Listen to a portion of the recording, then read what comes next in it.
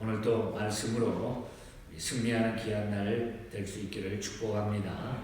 16장은 다윗은 그 외모를 보지 않고 중심을 보시는 하나님이 택하신 인물로 장차 이스라엘 통일 왕국의 기틀을 확립하게 되는 이런 말씀이 1절부터 13절에 나타나고 또 후반부 14절부터 마지막까지에는 여호와의 영이 떠나심으로 악령에 시달리는 사울과 또 여호와의 영에 충만한 다윗의 모습이 대조적으로 나타나게 되는 것을 보게 됩니다.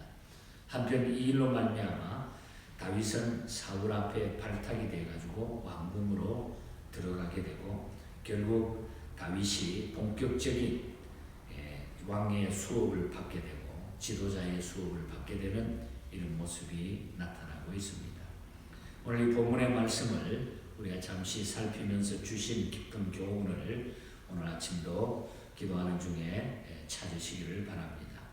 오늘 본문에 보면 하나님께서 사무엘 선지자에게 베들레헴 사람 이새의 집으로 가가지고 그의 아들 중에 한 사람에게 기름을 부어서 왕으로 삼으라는 명령을 내리신 것을 보게 됩니다. 그러나 그때는 사울이 아직도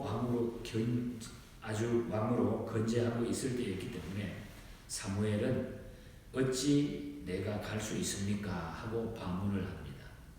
그것은 곧 현재의 왕에 대한 반역이 되기 때문에 지금 왕이 있는데 어찌 그렇게 할 수 있습니까? 2절에 보면은 그렇게 하나님께 반문을 하죠. 하지만 하나님은 1절에 보면은 내가 이미 바울을 버렸다. 사울을 버렸다. 그렇기 때문에 너 가도 된다. 하나님 그렇게 이야기하고 있는 거죠. 하나님은 내가 이미 사울을 버렸다.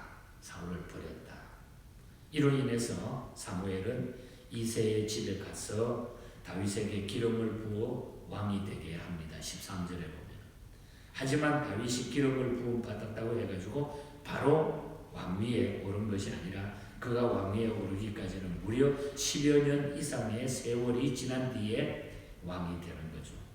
다시 말하면 하나님이 사울을 버리신 뒤에도 사울은 계속적으로 왕으로 건재하게 있었다고 하는 사실입니다. 그러므로 우리가 이 말씀 가운데 꼭 기억해야 될 것은 어떤 자리가 우리가 건재하다 해도 지금 현실에 반드시 하나님께 쓰임받고 있다고 생각해서는 안 되며 우리가 끊임없이 하나님께 쓰임받기 위해서는 부단한 영적 노력이 우리에게 있어야 된다는 겁니다. 사무엘이 이새의 집에 가가지고 아들 중 하나에게 기름 붓는 장면을 보면은 그 아들이 원래 다 8명인데 맏아들인 엘리압이 제일 먼저 사무엘에게 다가옵니다. 사무엘은 그 모습을 보고 이 엘리압이 그가 바로 기름 부음을 받을 사람이라고 딱 판단을 한 거예요. 첫 잘생겼고 하니까. 그래서 스스로 생각하기를 여호와의 기름 부은 자가 옆에 있다 이렇게 이야기를 합니다.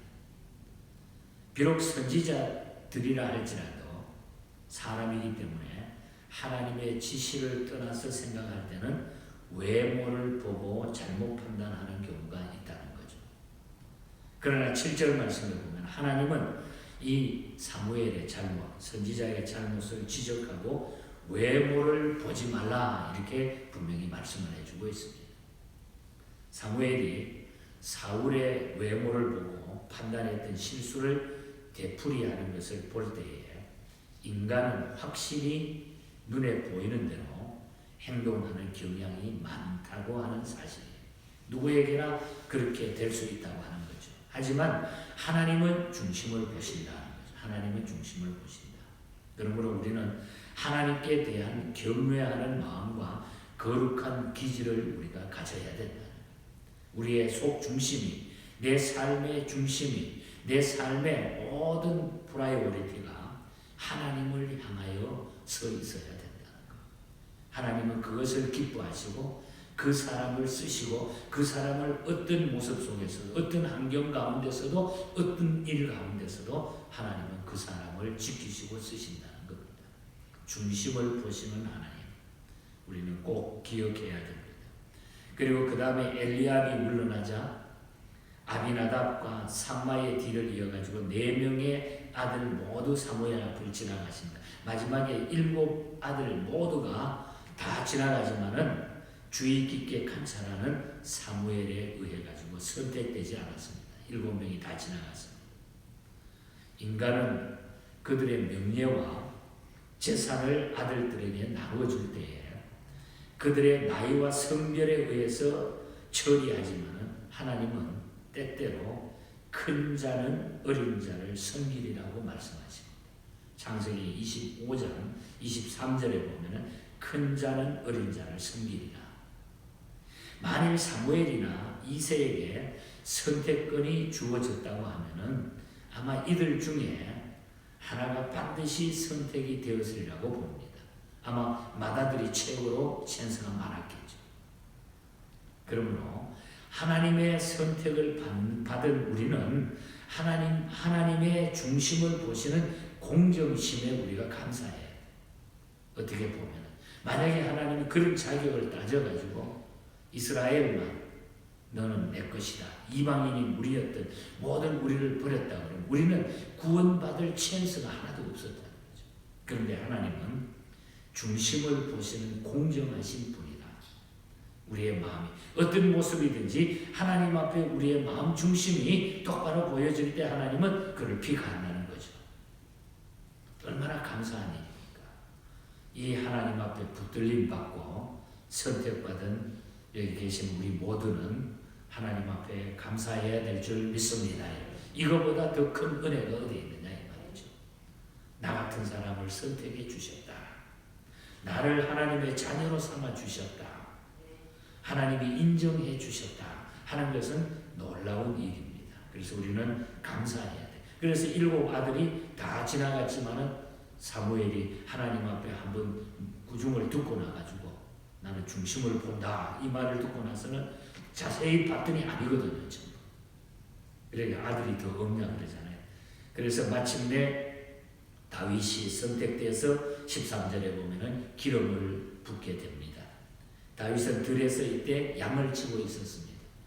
다른 사람은 지금 잔치하고 앞에 형들은 다 잔치하고 있을 때에 양을 치고 있었다고 하는 것은 근면하고 겸손하고 맡은 일에 책임을 다했다는 것이죠. 우리는 왕의 자질을 어떤 데는 훌륭한 군인 생활을 한 사람으로 생각하고 아주 경험이 많은 사람으로 생각할 수가 있죠. 하지만 하나님은 목자의 생활을 보셨다는 거예요. 아주 적은 목자의 생활을 보셨다. 하나님은 적은 일에 충성하는가를 보신다는 얘기예요. 작은 일 하나에 충성하는가를 보신다는 거죠. 그러므로 하나님이 사람을 보시고 선택하시는 기준을 정리해 보면은 첫째는 중심을 보시고 두 번째는 성실함을 보신다. 아버지에게 제일 사랑받아야 할 지금 막내 아들이 거친 들에 나가가지고 성실하게 양을 치고 있었다고 하는 것은 놀라운 일이 아닙니까? 형들이 좀 해도 되는데. 그래서 성실했다는 거죠. 그리고 세 번째는 순종함을 보신다. 중심과 성실함 그리고 순종함을 보신다. 주어진 환경이 어떠하든지 간에 아버지가 시키고 형들이 시키면 불평 없이 책임을 다하는 것은 다윗의 순종 생활의 단면을 보여주고 있는 거예요. 그래서 하나님은 이 다윗을 기름 부어 이스라엘의 두 번째 왕으로 하나님이 직접 세우는 왕으로 이 다윗을 세웠다는 거죠. 중심과 성실함, 순종을 보시는 하나님 앞에 우리도 이런 믿음의 삶을 크고 작은 일들 가운데 우리는 실천하면서 살아갈 수 있기를 바랍니다.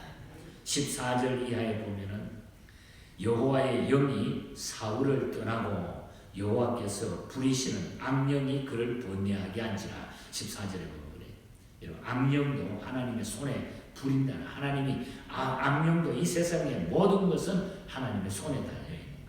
그래서 사울이 악령의 부림을 받는 거예요. 하나님의 영이 떠나니까 악령이 지배를 하는 거죠. 14절 이하의 말씀은 여호와의 신이 사울을 떠난 사실은 그의 왕권의 실제적인 상실을 지금 의미하고 있는 겁니다. 이 말은 그는 악신으로 말미암아 고통을 당합니다. 그 고통은 단순히 어떤 왕이 폐위를 선고로 말미암아 심리적인 위축이나 이런 좌절이 아닙니다. 그것은 보이지 않는 악의 세력에 의해 당하는 고통이요 하나님의 심판을 의미하고 있는 겁니다. 하나님이 떠나면은 세상의 악령의 지배를 받게 되는 하나님의 심판이 사울에게 왔다는 거죠. 그래서 하나님 떠나면은 아무 소용이 없습니다. 하나님 떠나. 그래서 이 사울은 신하들의 이야기를 듣고 하나님을 찬양하고 수금을 잘 타면은 이 병마가 도망가게 됩니다. 하나님이 부리는 악령이 도망갑니다. 이 다윗의 소문을 듣고 이때 다윗을 이 궁으로 불러들이고 다윗이 연주함으로 악령이 떠나가고 그때부터 인정을 받아가지고 그 칼잡은 군대장으로 이 다윗이 사울 밑에서 훈련을 받게 되고 또한 모든 일들을 배워나가는 감당하게 하는 하나님의 이 놀라운 지시, 하나님의 놀라운 인도가 나타나고 있는 것을 우리는 보게 됩니다. 오늘 말씀의 결론을 우리가 찾는다고 하면 우리가 하나님 앞에 살아가면서 어떤 환경 가운데서도 내 신분은 하나님이 내 중심에 있다고 하는 것이 제일 중요한 거예요. 그래서 우리 중심에 하나님 그리고 성실함과 우리가 어떤 일이든지 하나님 앞에 순종하고자 하는 이 마음을 통해서 하나님은 우리를 인도하시고 지켜주시고 우리를 쓰신다고 하는 것입니다. 이런 믿음으로 이 험준한 이 시대를 흔들리지 마시고 우리의 중심을 다해서 주님께 순종하면서 살아가는 믿음의 승리자들 되시고 또 어떤 환경 가운데서도 우리는 좌절하지 않기를 또 믿음으로 꼭 우리가 든든하게 서서 다른 사람에게도 영향을 줄 수 있는 이런 믿음으로 서시기를 주님 이름으로 간절히 축복합니다. 하나님 아버지 감사합니다. 믿음으로 언제나 우리를 지켜주시고 또 이렇게 하나님께서 인정하셔서 우리를 긍휼히 보시고 이렇게 매일매일 하나님이 쓰시는 도구로 우리를 사용해 주시는 것을 감사합니다. 크고 작은 일에 늘 우리는 순종하며 성실하게 우리의 마음 중심에 주님이 계심을 확인하고 살게 하여 주시옵소서. 오늘 하루도 이 믿음으로 승리케 하시고 우리 예언의 모든 가족들 흩어져 있는 곳곳에 하나님의 보호와 또한 섭리가 나타나게 하여 주시옵소서. 연로하신 어른들 또한 병마로 고생 중에 있는 모든 주의 백성들 특별히 기억하여 주시고 주님 의지하고 그 중심에 주님 사랑하는 뜨거운 열정을 통하여 우리 주님과 모든 것 해결하게 하여 주시옵소서. 거룩하신 예수님 이름으로 기도하옵나이다.